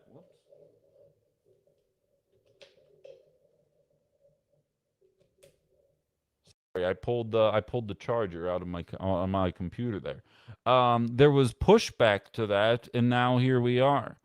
Anthony, you're saying you're seeing it on CNN. Now I'm interested. Was it pro flock or anti flock on CNN? Social service workers are strictly forbidden from using AI to work on reports in California. That's very interesting, Kathy. It probably should go a lot further than that. And I'm not surprised California is looking at it that way. Which, not to digress too far off, but you realize in this incredible wave of progressive and socialists winning election after election, California may as well have elected a Republican to be their governor with Xavier Becerra. And like, it's very funny to me that California is always like this radical leftist place, and they very clearly are centrist to center right liberal. And like, words don't mean anything anymore. Just a really quick tangent that really doesn't have anything to do with anything, but I just thought that I would highlight it there. So, there is a gentleman going viral right now, Trevor Chandler. He has been working full time for Flock for the last year and 5 months. Senior Director of Public Affairs and the Director of Public Affairs, respectively, for 6 months and then 1 year. Description: I manage Flock's national partnerships and lead a nationwide team of policy professionals advocating for Fox public safety technology, etc., etc. OG Justin, I'll see you. I'll bring you on in a second here.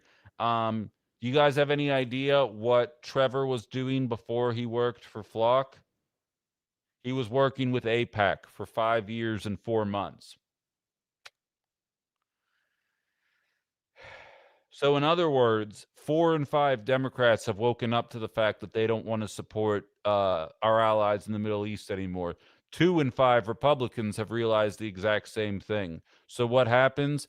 Billionaires show up, they buy all of our social media platforms, they remove any of the conversation that's actually talking about Israel Palestine in a meaningful way, and these cameras proceed to go up everywhere. Now, they've been going up since 2022. I'm not going to pretend that this popped up as a result of pushback to our allies, but I think the concerted effort to get them up in every single city should probably stand out to anybody willing to listen. And now they are affiliated with AIPAC, the group that may as well be called cancer in the world of politics in 2026, especially if you're trying to run with a Democrat. You can call this a conspiracy theory. You can call this anti Semitic, but you know what? I was also called a conspiracy theory for saying the American government would use flock cameras as predictive AI to determine which of us would commit crimes and which of us won't. And now we find out through leaked documents that Donald Trump is trying to do exactly that. So maybe we should start listening to the people, at least the people that you know are not coming at it from an actual place of anti Semitism. I recognize when Nick Fuentes shows up and says Hitler was actually pretty great, he does people like me a disservice because I'm highlighting that the government of Israel is not your friend and they are working with the American government in order to over police us to determine who is willing to stand up against the obvious genocide taking place in the Middle East. Come at me, TikTok. We have Justin waiting here in the wings here. We're going to bring him up on the YouTube and Facebook page. Let me fix this right there. There we go. What's on your mind, man? Hey, just making sure you can hear me. Yep. So the flock issue, I had seen on 404 Media as well that cities were ditching it for Axon because um, some flock cameras were either being downed or taken down by quote terrorists or vandals. And the difference with Axon and Flock is that Flock has a national wide database um, that can be searched by any state or any agency. But Axon does not have that. And I just saw Grand Shoot is actually getting a contract with Axon to after they get rid of their Flock. Um, I I also think that's an important thing to highlight, Justin, is that there's a lot of anti-flock sentiment, and I think a lot of elected officials are like, and that's why we picked uh, a second a second option here that does the same goddamn thing as flock does, and realistically has even a lot of the same partnerships. Um, that Flock does, and I think it's a matter of staying informed and staying prepared that that is not a reasonable concession to make. But I think that's a fair point to make. mhm. Also I had read that in Iowa, the police department there has a guide for their officers that literally says, "Do not mention ALPR usage to the occupants of the vehicle. Ah, Simply reference that you ran the plate and observed an NCIC hit. Um, do not mention ALPR usage in your report or complaint unless absolutely necessary. If asked a direct question about ALPR usage by someone, such as an attorney, tell the truth." So they want to avoid um, being accountable for how they're sure. using this stuff. And the last point I was going to bring up, which is also related, federal disclosures had released or revealed that Trump doubled down between $2 to $5 million on Axon stock before a major federal agency deal. Yes. Yeah, that one I was familiar with. We jumped into that like a week or two ago. But yeah, it's all very obvious what's happening. If Trump can make a couple bucks on it, and again, and I'm not telling you anything you don't know. That's the part that liberals focus on. They'll be like, "Did you know that Trump bought stock in Axon right before he ended up doing this deal?" And it's like, well, yeah, okay, he's a corrupt piece of shit. But realistically, I'm more pissed off about Axon in general, and I hope that you're going to remove that as soon as you take power. And you and I both kind of know that's not the case at all. I know you're very big on gun rights, and I don't want to cut your conversation short, Justin. But so I'm running the audio through my headphones today, as opposed to the Mac speakers, and my TikTok people can't hear you. So I'm in the conversation with you here, Sure. just so they don't feel left out of the conversation. But I appreciate you teeing me up here, and it's always good to hear from you. I'll have it on Mac speakers next time, so that doesn't happen All again. right. But Thanks. I'll talk to you soon.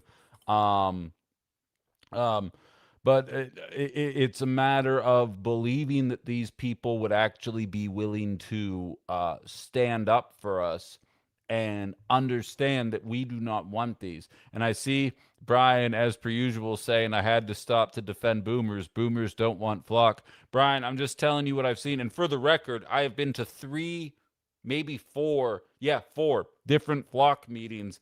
I have only seen two people walk up to the microphone in a pro flock fashion. and both of them were significantly older than me. And it is the generation that's scared of the crime that's out there, and it's not millennials or Gen Z. I'm not saying it's all boomers, Brian. Hashtag not all boomers, but I am saying that that is the generation that is most in favor of this. It's the same way that everybody wanted Thomas Massey to come out of the primary in Kentucky, except for one generation who tends to be susceptible to propaganda a little bit easier than the rest of us. I'll allow you to infer what that generation is. You went on to say your show is hazardous to cardio wellness. Well, maybe you should be texting and biking at the same time, you know?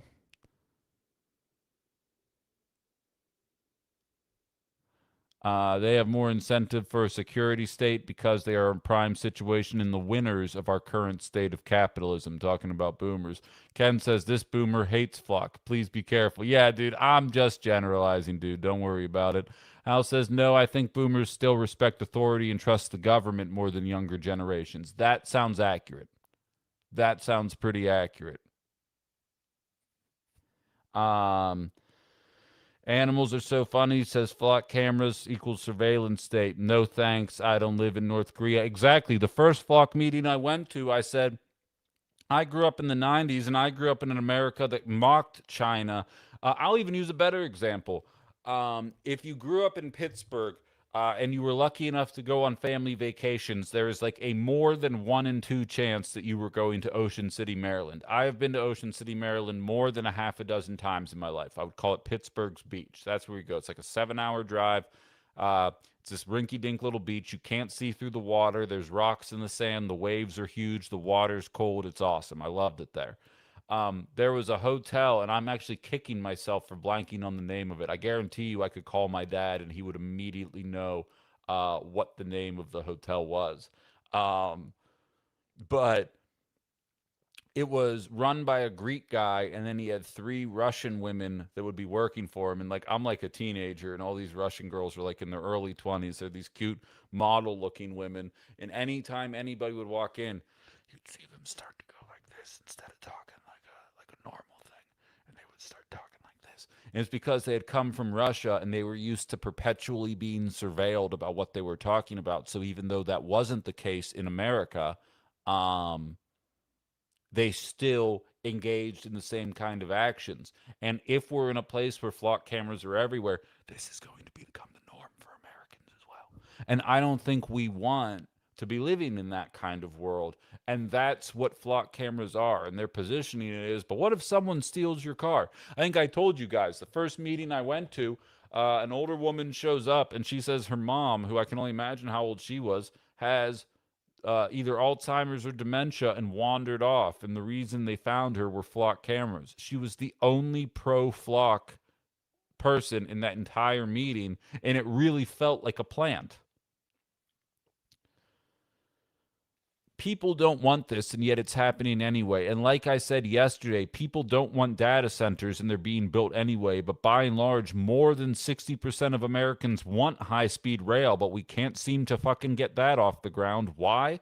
Because high speed rail benefits us, and data centers and flock cameras police us. That's why one of these gets built very quickly behind closed doors with as much expediency as is physically possible. And the other one, you got to go through a 5 year nature study to be told no, or just cross your fingers and hope that a Republican wins before then so they can scrap the whole thing to give another tax cut to Elon Musk because they're fucking morons. Uh, Vote for Aragorn says, I don't understand how people can't see the inherent threat in ALPR. They say don't commit crimes, you'll be fine, but it's set up that everyone commits crimes. Do you think do they go 25 miles in a 25-mile-per-hour speed zone? Or you don't even have to go that far, Aragon. You can also just go, or Aragorn, you can also just go to thought policing, as Lorelei was talking about earlier. Is it a crime to say, hey, I don't want my money going to genocide? Like, is saying that right now going to get me a knock on the door? Not today. I don't know if that's going to be the case in 5 years. Axon cameras can also mount on street lights, thereby hiding more effectively. Absolutely. It's nice of Grand Shoot to make me want to stay away when I can. Yeah, right? And I mean, there just have to be consequences if you're going to do this. And I'm not saying deface public property or anything like that. I'm saying political consequences. That's what I'm saying. I haven't been watching baseball, Lib. I'm assuming it didn't go well. All I know is the weekend after I got fired, we swept your baby asses. So that's all I know about it.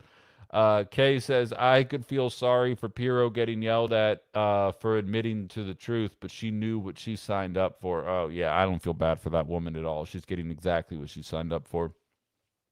I have no love lost for people that don't have the guts to stand up for what's right.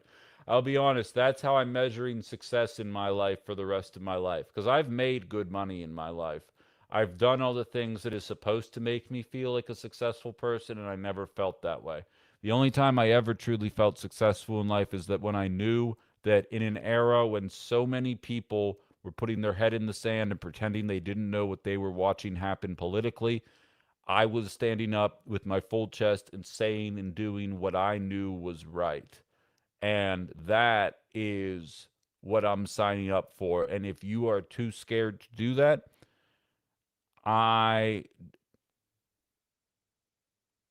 don't hate you, but I most certainly don't respect you. And I would throw Janine Pirro, Little Radio Networks, and plenty of other people into that exact same group. And on top of all of this, Barry Weiss, um, our allies in the Middle East's favorite new reporter. Now, just for a crash course on Barry Weiss, for those of you that might not be as informed as I am on the matter, I've been following her career for the better part of a decade because she used to be a regular guest on Bill Maher back when Bill Maher was tolerable. And she was one of his favorites because she was a millennial, would show up and she'd say, you know, the real thing holding back America today is wokeness. And if we weren't so woke, blah, blah, blah, blah, blah. And she went from having a blog that had a couple 100,000 subscribers to being put in charge of CBS News. It's actually why a lot of CBS radio went out of business. As soon as she took over, the quality of CBS News radio tanked. Those of you that listen to that little radio station might have heard that reports were ending early or the audio was messed up and all these things were happening because it turns out putting an incredibly unqualified woman, other than the fact that she will stand up for Israel anytime you have anything negative to say about them, in charge of one of the largest news operations on the planet, might not be the most beneficial way to do things. And now they're looking at also giving her access to CNN as well for all of her failings at CBS News. The Free Press currently has an article out right now. And I'm running the sound through the wrong thing, so you guys won't be able to hear it. So I'm just not going to play it today. But just to be clear, I'll just read at least a snippet of it. Ever feel like you're being watched? You might be right. But flock safety cameras aren't interested in you unless you're a kidnapper, a thief, or up to no good. Sulkin Maya dives into why people need to stop destroying tech that's actually stopping crime. That's what the Free Press is reporting as of today. August 4th. So this is a bit older.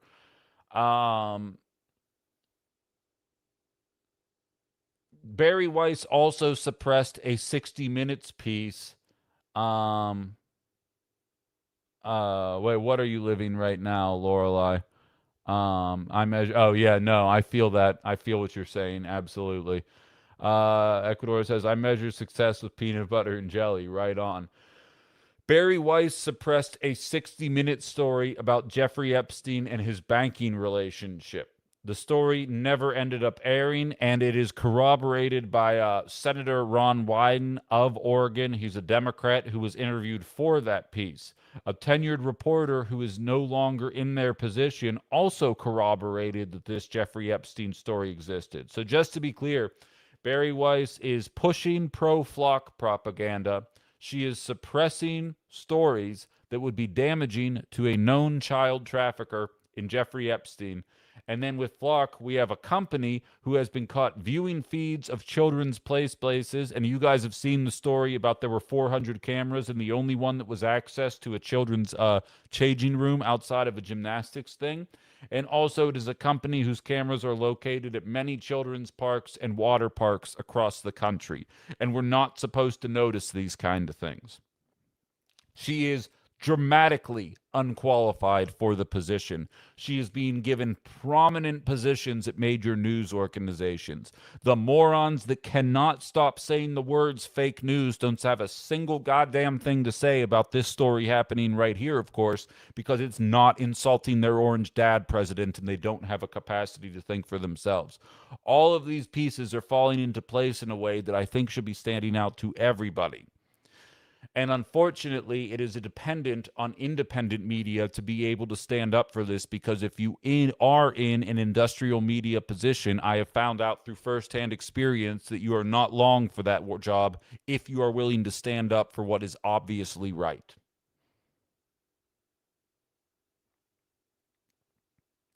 It's kind of surreal, isn't it?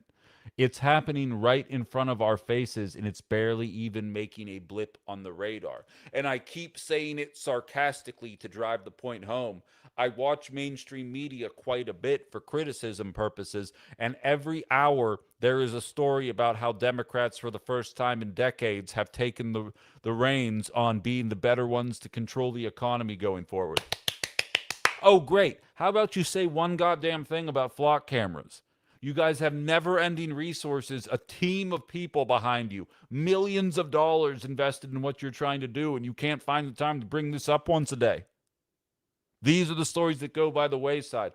As I've often told you guys, it is more so what they are not telling you rather than what they are telling you.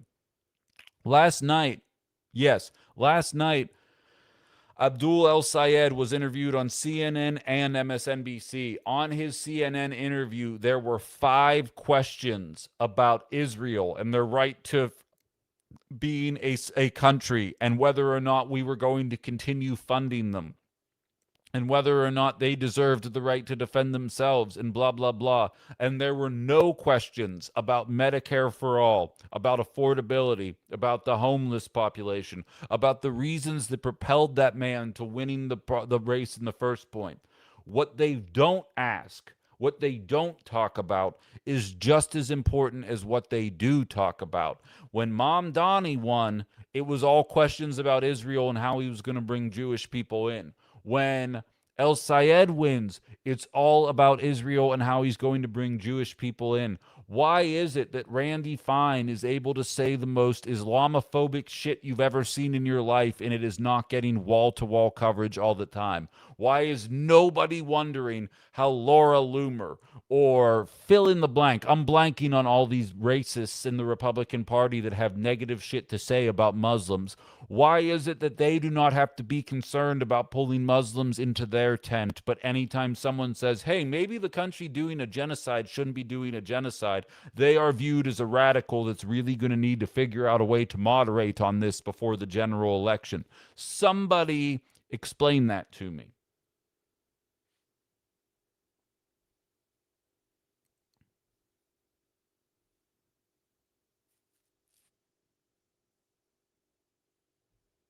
Laura Loomer threatened Cenk Uygur, who's a friend of the show. I've interviewed him twice, from the Young Turks. She threatened him on socials yesterday. Don't worry, Cenk, when I am DHS secretary, you and your nephew, Hassan Piker, are the first on my list for deportation. I'm going to send you both back to Turkey. Then I'm going to make Turkey pay our country reparations for making us have to coexist with you for several decades. And I am not even going to ask Bibi for permission. I'm just going to do it. He can keep the $7,000. I'm doing this one for the love of the game. Imagine if somebody said that about a Jewish person in the Democratic Party and what the fallout would be. Did any of you even know that that happened?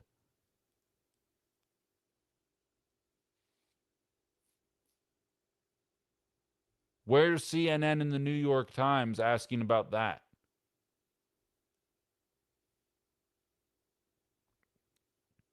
Oh, and by the way, Politico's boss reportedly demands allegiance to Israel from the editorial staff. That's according to Truthout.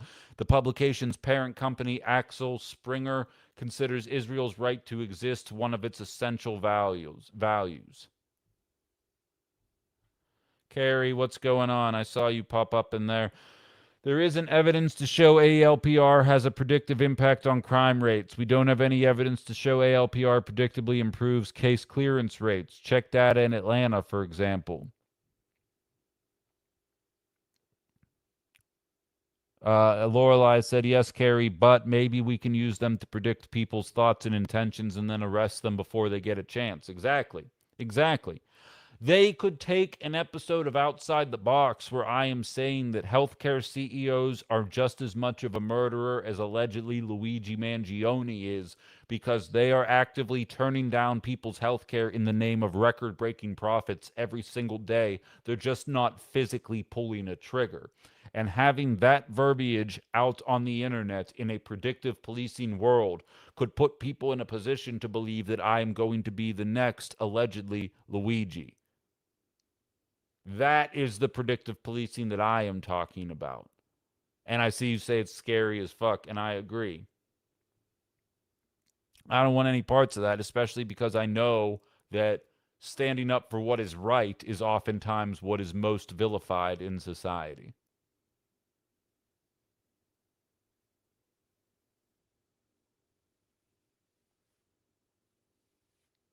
Reading between the headlines, exactly. Now we're getting there. We're getting there, Lorelei. We're working on it. My new studio building has officially been cleared out. I reached out to some friends of mine to see if they wanted to play Susie Homemaker maybe over the weekend or sometime early next week. We're going to make a play here pretty soon. And then OG Justin, I might be reaching out to you about maybe setting up this thing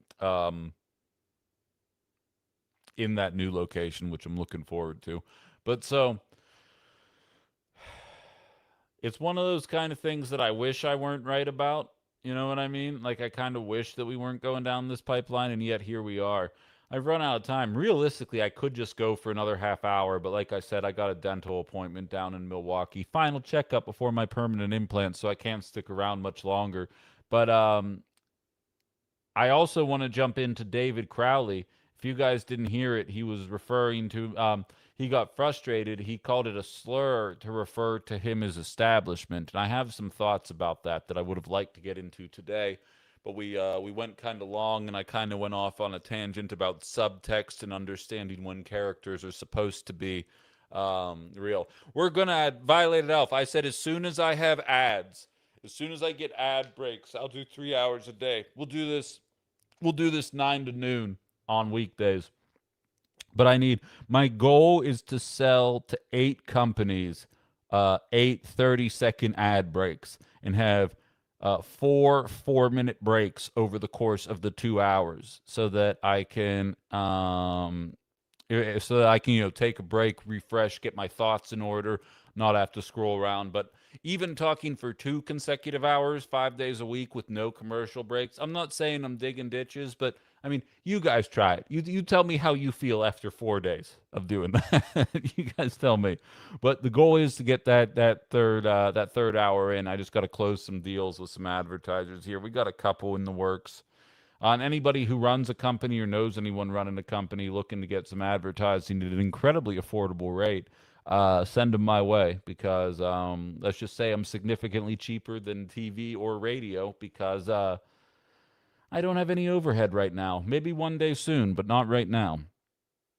But I think we're going to call it a day. I think it's about that time. If you guys haven't already, subscribe to all my stuff, specifically my YouTube channel, but follow me on Facebook, TikTok, all that jazz. Aaron's saying I'm a cheap date. Yeah, I mean, Little Caesars is my favorite pizza. $5 for a pizza, or I guess now it's $6. $6 for a pizza and a box of Franzia wine, and I'm happy as a clam, you know? Calm as a cucumber. I don't know what I was trying to say there. Still haven't heard back. It's not promising. Susie Homemaker feels sexist. Well, I'm a feminist, so I'm allowed to say it, Laurel. I hate to break it to you.